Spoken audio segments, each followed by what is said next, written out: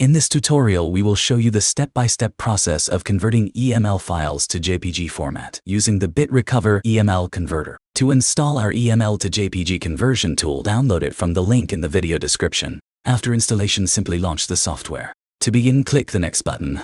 This tool provides users with Select File or Select Folder options. Users can choose either one of the available options. After selecting the folder, click the Select Folder option below. Click Next. Check on checkbox to select individual files or an entire folder that you want to convert.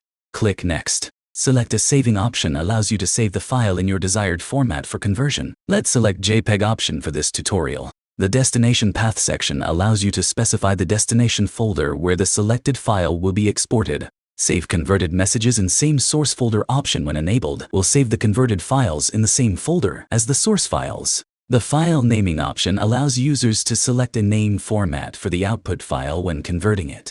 Go to Filter Options to take a look at the advanced filter options of our tool. These filter options should be applied before starting the conversion, so you can export only the required data based on date range, from, to, subject, exclude folders, and other criteria. Optimization settings are designed to improve the speed and efficiency of the conversion or migration process. Now go back to the saving options.